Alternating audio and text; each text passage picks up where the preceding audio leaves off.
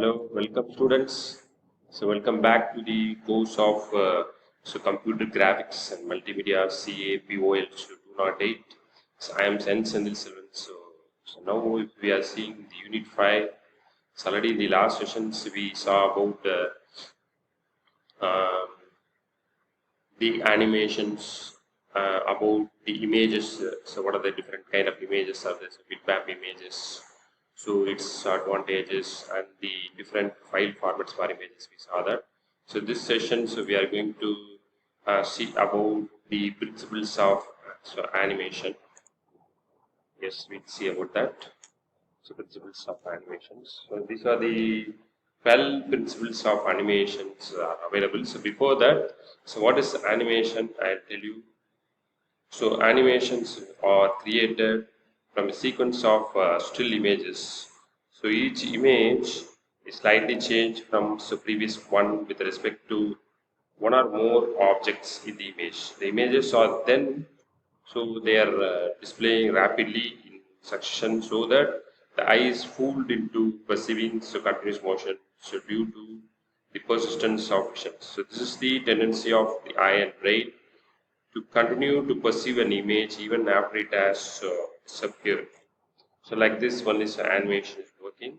So in animations referred to as stop motion animation. So traditional animation sequences are created by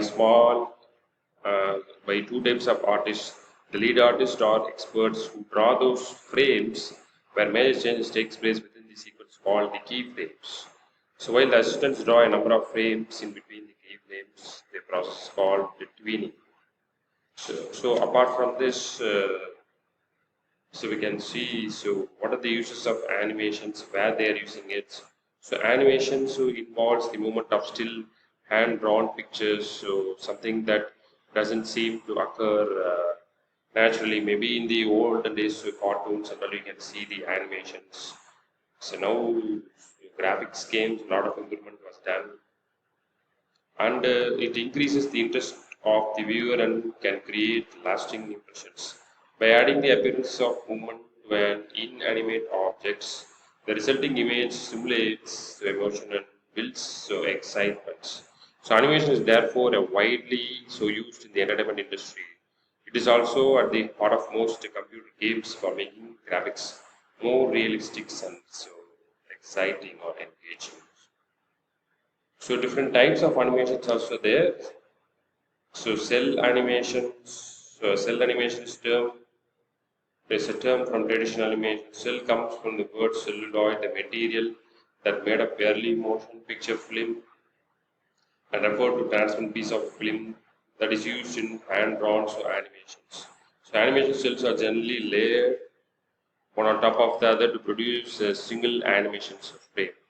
So another kind of animation is path animation. So movements and all will uh, we can do motion paths stored as a spline, and 2D 3D animations are there, and computer assisted animations also is available. So that is using nowadays, they're using it nowadays in movies and games, so mostly in the cartoon figures. So now we'll see about this principles of animation. There are 12 principles I told. So before that I told, so what is animation, so how it's working, what are the types I told her. But in detail, so we are going to see about the principles of animations. So 12 principles are there: squash and stretch, anticipation, staging, straight head, pose to pose. So follow through, overlap action, slow in, slow out action, shocks, secondary actions, timing, acceleration, solid drawing, and mapping. So these are the principles of animation. So how we can develop the motion picture using this. We'll see these principles one by one. So first one is the squash and the stretch. The classic example of squash and stretch is a bouncing ball actually. So here you can see this example. So an animation of a bouncing ball, so that doesn't change the shape as it moves, gives a lifeless mechanical impression. So the size it won't change, but so frame to frame, so it will move from one direction and move towards some other direction. To be more realistic, the shape of the ball should be so flattened as it strikes the ground and revert back so to the original round shape as it rebounds back into the air. Also, the amount of flattening should be so proportional to the height for which the ball is falling. So, like this kind of squashing and stretching, so we'll do it in the animation. So, give the illusion of weight to an object as it moves. An object's volume so must not be changed when squashed or stretched. So same size only here we used it. So in this ball, so it hit the surface, it is back. So volume is not changed during squashing and stretching. So this is an example for squashing and stretching. So next thing is so anticipation. So this one sample is given here. So a person is having a ball in his hand. So this is a baseball game. So he's throwing to the striker and so prepares the audience for the action and makes the action appear so more realistic. So this is anticipation. If the audience is not prepared for a sudden motion, the motion seems awkward and confusing. So in life, we usually prepare to act before we actually act, and the animation should make this clear. So, for example, before running away, a character might raise its feet and look behind. So, this kind of so thing they are using it in this animation anticipation. So, next thing is called the tagging. So, this is sample is given. So, crime scene happens. So, don't cross this. So a scene should reveal the attitude, so mood, so reaction or idea of the character. So camera angles help the frame this for the audience. This is called stacking. So a concept of stacking comes directly from theater and films. It means to arrange the things in each frame so that the action is clear and easy to see. If too many things are happening so in too many places, the audience would not know where to look actually. So at a given moment, so a scene has only a few main characters. So stacking means to give those characters emphasis to and to integrate them so with the background. So this is called stacking. Next thing is straight head, and pose to pose. So straight ahead animation means it begins with the first drawing and works drawing toward the so end of the scene. This is a straight ahead animation. So pose to pose animation is different from this. Here, so key drawings are done. Pose to pose animation. So here the key drawings are done at so intervals through the scene. So suppose can I take example some particular scene for 2 minutes means so in between some in the 20th second and 50th second, the 70th second, 100 seconds, like the key drawings, frames, and all they do it at the regular intervals, and that slide changes and all they made over there. So this is called so post to post animation. Next is so follow through and overlap actions. So some object will come immediately, so it will overlap, it will become some other objects. When the main body of the character stops, all other parts continue to catch up to the main mass of the character, such as arms, hair, clothing, or tail. So this is called follow through and overlap action. So like anticipation, the follow through overlap action have to do with clarity. Follow through is the complement of anticipation. When you throw a frisbee game, you know that. So if you throw a frisbee, for example, your arm continues its long arc after the frisbee has left your hand. So including the follow through makes an action easier to see and more realistic. So these 12 principles you are following the animations to make it real. So more realistic. So anticipation and follow through combine in overlap actions. So it is not necessary to bring so one action to a complete stop So before beginning the next, so it is more natural for one action to commence before the first is completely done. So overlap contributes to the continuity of a scene. So that's why it's overlapping we are doing it. So next we'll move to slow in and slow out. So more drawings near start and end push softens the action. So the bouncing ball is the classical illustrative example here. It's given of slow in and slow out. As the ball begins to rise up, it must slow down and needs to momentarily stop at the topmost point. It then gradually gathers speed as it falls down again and attain the fastest speed near the ground just before it's striking it. So slow in and slow out means that there are more in between frames immediately before and after each stop, with fewer frames for faster action in between two stops.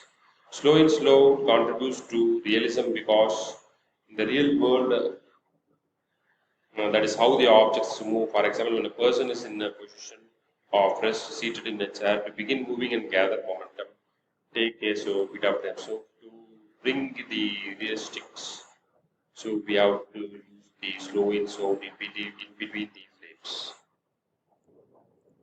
And the next thing is so arcs. So all actions with few exceptions so follow an arc slightly circular path. So living things rarely move in perfectly straight line. So our joints, so our arm joints or every leg joints or hinges and moving them describes an arc. The overall movement of characters in an animation should follow an arc as well. So here an example is given here. So with movement of the arm for a particular person. So here and that. So this is both more so lifelike and more interestingly visual, visually appealing. So arc is almost in all the animations. So must needed so principles so we have to follow to get a realistic animation. Secondary actions. So secondary actions results from the main actions. So anticipation and follow through are two important examples, but there are others. Each part of the characters. So in the animation, the particular scene might not move at the same rate. Yet one fellow, he might move fastly. So another fellow, so he's blocking from the strike. So he'll react fastly. So another fellow will react slowly. So there is different rate of speed in the movement. So for example, rope might trail behind the running character, including secondary actions contribute to realism. So action adds to the main action, adds dimension to the character. So next thing is timing. So timing refers to the number of drawings or frames for a given action. Yes. For example, is picking up a stick, fruit, something. So how much frames requires? So the timing is very important. On a purely physical level, so correct timing makes object appear to abide to the law of physics. Timing is critical for establishing a character's mood, emotions, and reactions. The speed of an action is an important way to show a character's intent. So rapid movement is for emergency purpose, while slow movement implies the deliberations. Timing is also the most important way to indicate the weight. The heavier object, the more inertia it has. So big person is there, fat person. So his movement will be, so timing will be slower than a lean person. So that realism, so we have to bring it brought it to the actions, to the animations. So a balloon is easy to move, but soon slows down from air resistance alone. A boulder, for example, I'm saying is hard to get moving, but even harder to stop. Holding an important moment of C is just as important as getting the proper speed. A hold gives the audience time to recognize what is going on. So the classic example is a character who walks off a cliff but does not fall until he or she looks down. So these are some samples I told it. So timing also so important while creating animations, movies. And all. So next thing is exaggeration. So exaggeration is an effect especially useful for animation, as perfect imitation of reality can look static and dull in cartoons. Some sample here I showed it smiling, so angry, so looking. Exaggeration action can make it seem real. This is especially true in animation. Exaggerating the important elements makes them stand out and brings them closer to the viewer. An example is for example, the case of eyes of a character coming out of the socket when he or she sees something startling. The next thing is solid drawing. So basically, solid drawing, the basic principles of drawing apply to animation as it does to academic drawing. So using some tools, so we can do the solid drawing, and sometimes if you want to project particular objects, so clear, so we have to go for the solid drawing. So next thing is appealing. So appeal. All the character animations should have appeal. Appeal is visual as well as psychological.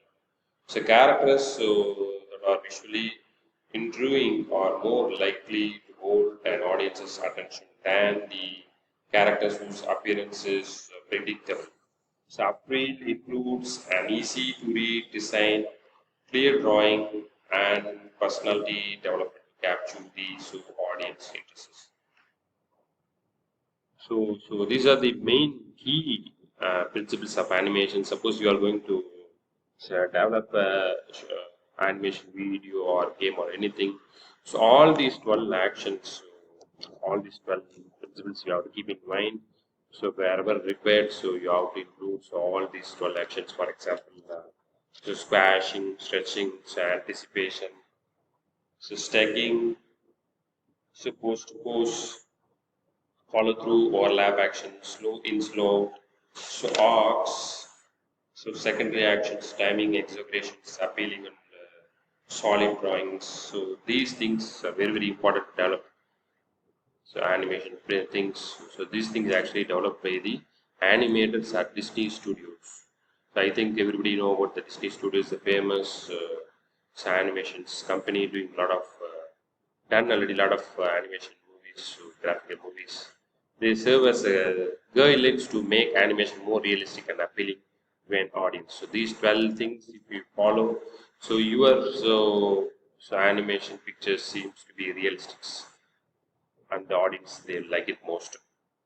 That's all for today's session, man. So these 12 principles you have to follow if you are developing an animation.